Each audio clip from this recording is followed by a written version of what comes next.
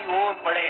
हमें उन बातों की ओर नहीं बढ़ना चाहिए जिनसे हमने शुरुआत की, जैसे मृत्यु की ओर ले जाने वाले कर्मों के लिए मन फिराओ, परमेश्वर में विश्वास, बपतिस्माओं की शिक्षा, हाथ रखना, मरने के बाद फिर से जी उठना और वह न्याय जिससे हमारा भावी अनंत जीवन निश्चित होगा।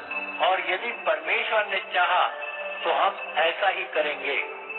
जिन्हें एक बार प्रकाश प्राप्त हो चुका है, जो स्वर्गीय वरदान का आस्वादन कर चुके हैं, जो पवित्र आत्मा के सहभागी हो गए हैं, जो परमेश्वर के वचन की उत्तमता तथा आने वाले युग की शक्तियों का अनुभव कर चुके हैं, यदि वे भटक जाएं, तो उन्हें मन फिराव की ओर लौटा लाना असंभव है। उन्होंने जैसे अपने ढंग से नए सिरे से परमेश्वर के पुत्र को फिर क्रूस पर चढ़ाया तथा उसे सबके सामने अपमान का विषय बनाया। वे लोग ऐसी धरती के जैसे हैं जो प्राय होने वाली वर्षा के जल को सोख लेती है और जोतने बोने वाले के लिए उपयोगी फसल प्रदान करती है। वह परमेश्वर की आशीष पाती है।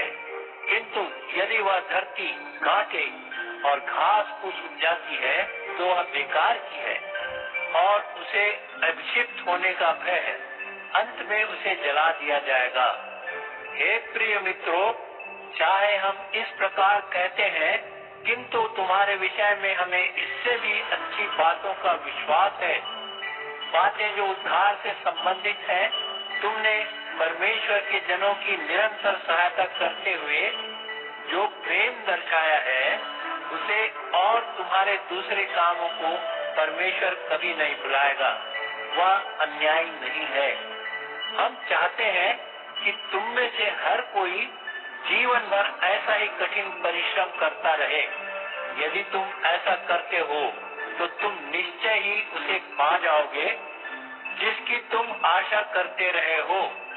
हम यह नहीं चाहते कि तुम आलसी हो जाओ, बल्कि तुम उनका अनुकरण करो जो विश्वास और धैर्य के साथ उन वस्तुओं को पा रहे हैं जिनका परमेश्वर ने वचन दिया था।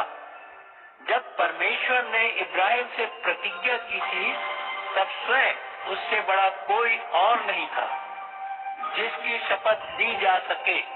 इसलिए अपनी शपथ लेते हुए वह कहने लगा, निश्चय मैं तुझे आशीर्वाद दूंगा तथा मैं तुझे अनेक वंशज दूंगा।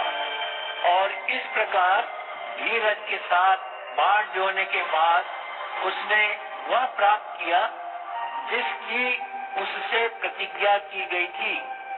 लोग उसकी शपथ लेते हैं, जो कोई उनसे महान होता है, और वह शपथ सभी तर्क वितर्कों का अंत करके जो कुछ कहा जाता है उसे पक्का कर देती है।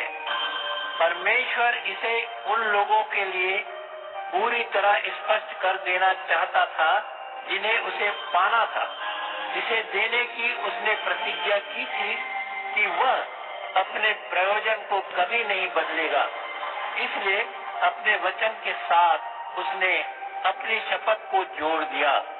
तो फिर यहाँ दो बातें हैं, उसकी प्रतिज्ञा और उसकी शपथ, जो कभी नहीं बदल सकती और जिनके बारे में परमेश्वर कभी झूठ नहीं कह सकता।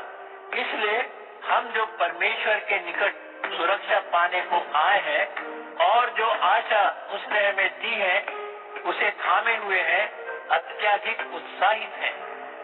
इस आशा को हम आत्मा के सुदृढ़ और सुनिश्चित लंगर के रूप में रखते हैं।